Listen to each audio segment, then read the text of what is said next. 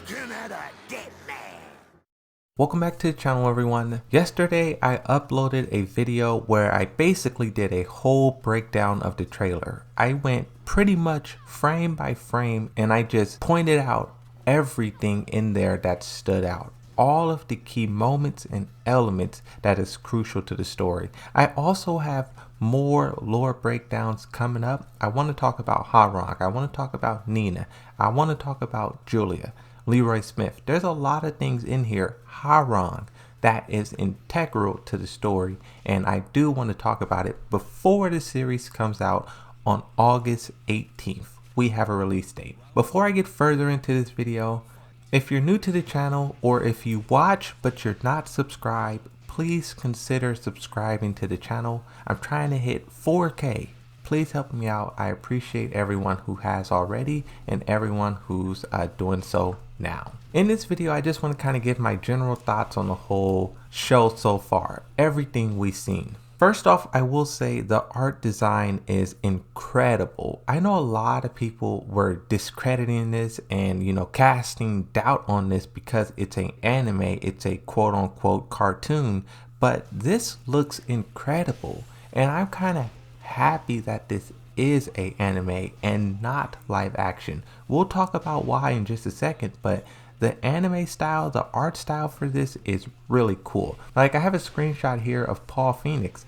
I love his face animations. I love the details on the clothing. Julia, look at her. Look at how unique and different and vibrant each character looks and feels. When they're moving around, these characters really move like they do in the video games. I think that would have been so much more harder to get real people to do hell sweeps, to perform these acrobatic techniques. If they would have went the live action route, it could have easily looked like The Matrix 4 or some rinky-dink show. I also seen a comment on one of my videos from Boiled Eggs. It says, "No Yoshimitsu, ?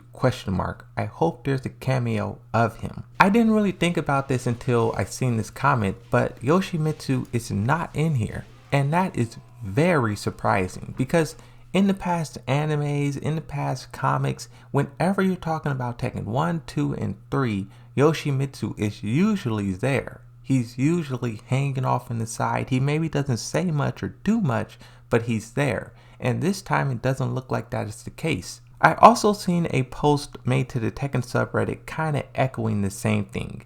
Even though this one is more far-fetched, like they're talking about Dragunov and Raven, all of these characters that come later, those characters will come farther down the road. But if you are looking for a character like Jack or like Armor King, the reason why I think these characters may not be in the series is because what I'm noticing between all of the characters they have shown is they all tie some way or shape or form into Ogre. Let me just quickly point it out. Paul Phoenix beats Ogre and then he transforms into True Ogre. I actually don't think Xiaoyu has any connection to Jin, but a reason why I think she could be there is because one, she's very close to Jin, but two, diversity.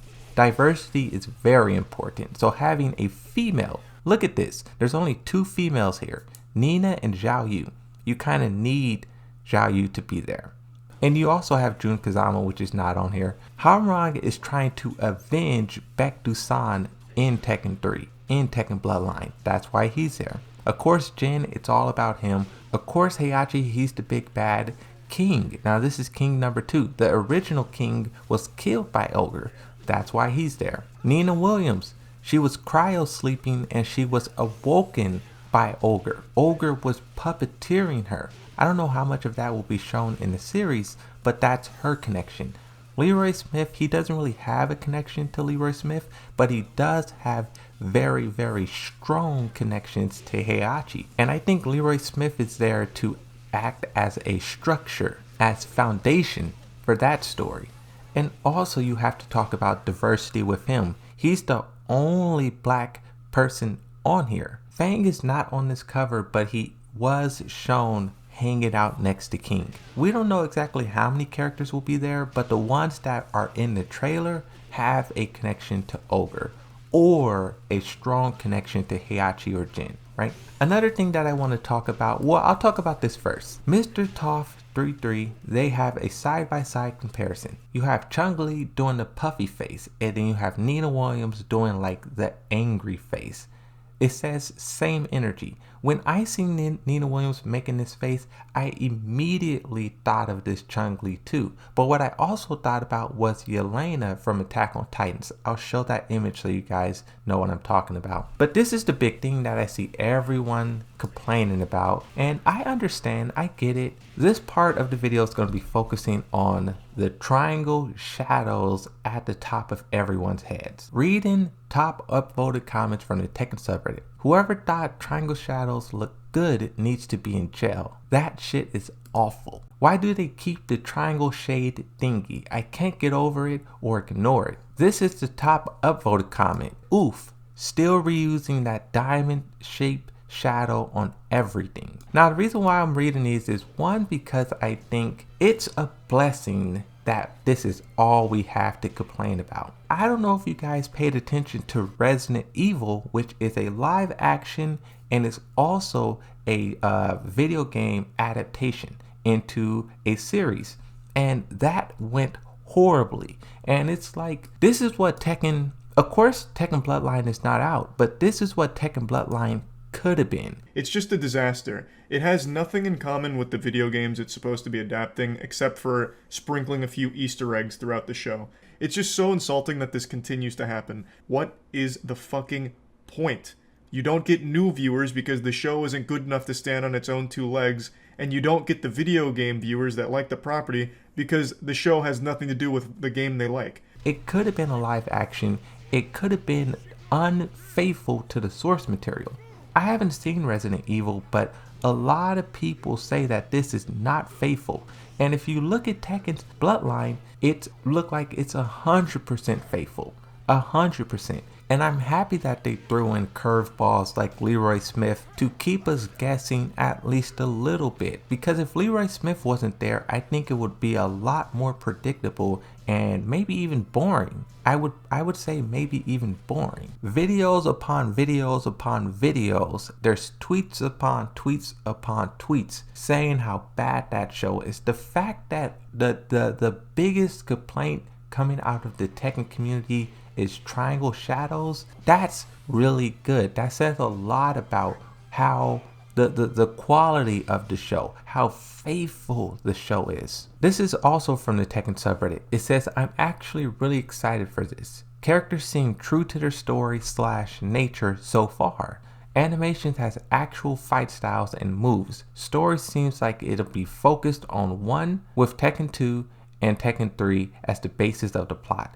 Animation style, I don't like the cheap Netflix 2D, 3D they do on all their animes and low frame rates. But our style seems to be in a good place, so I'm trying to stay positive. Now, one thing that I will say about this too is I thought this was going to happen at EVO. If they showed this trailer at EVO and they said August 18th, I would have lost my mind. This is what I was expecting. But they did this on a Monday at like the middle of the afternoon for me. And I know Europe, they were going to sleep. And it's like, if they just threw this trailer out there willy-nilly, no promotion, basically no promotion. They dropped one trailer randomly like 5 months ago, and they dropped this trailer just as randomly.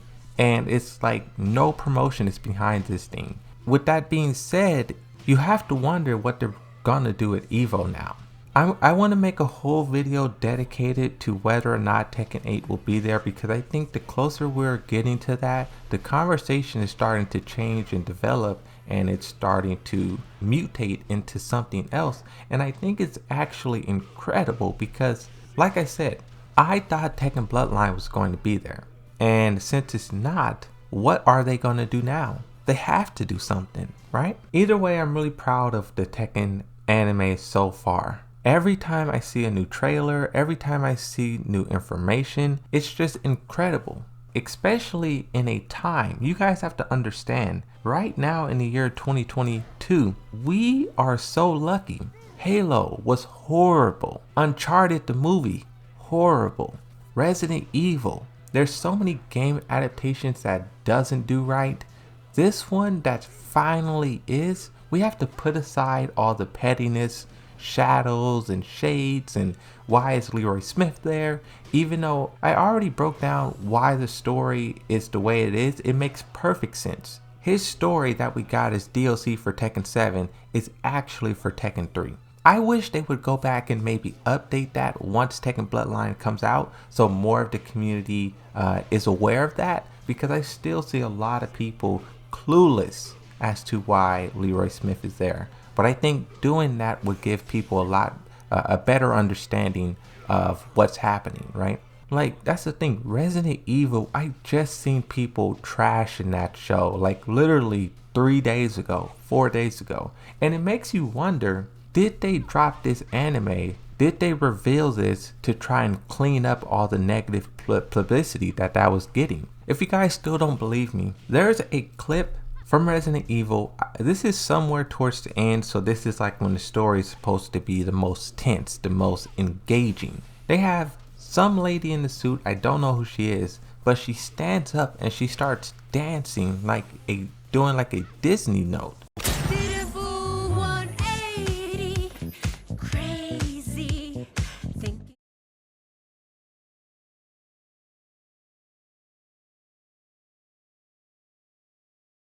The reason why I think Netflix is having a problem with live adaptations, right? Cowboy Bebop and then now Resident Evil. But you have Cuphead, you have Arcane, and it's looking like Tekken Bloodline is all going to be hits. The reason why I think there is this difference, this distinction in quality amongst live and anime is, one, like I said, the animes you aren't restricted by real world physics, and you could tell the story any way you want.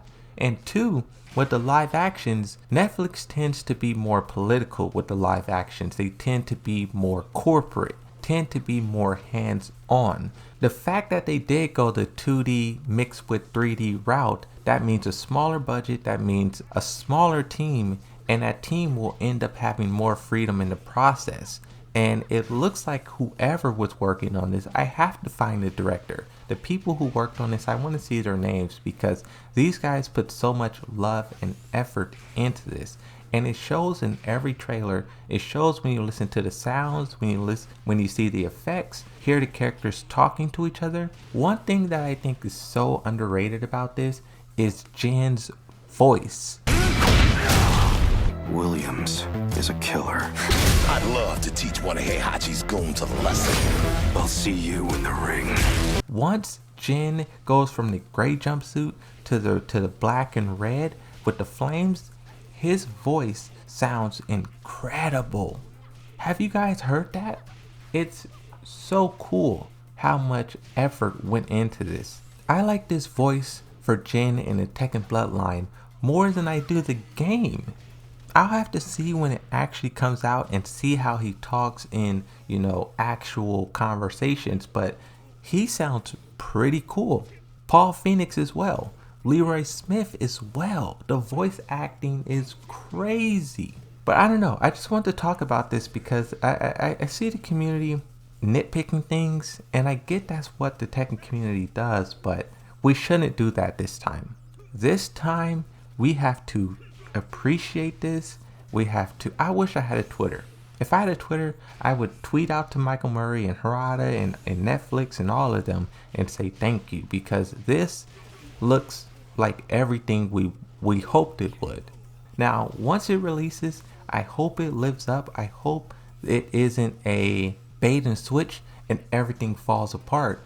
But nowadays, you can tell a bad show by looking at the trailer. You can see a trailer for Halo or for Uncharted and think that movie's gonna suck, that show's gonna suck, but not for Tekken Bloodline, right? But that's going to be it. I don't want to rant for too much longer, but I think there's a lot here to be proud of and a lot here to be excited for.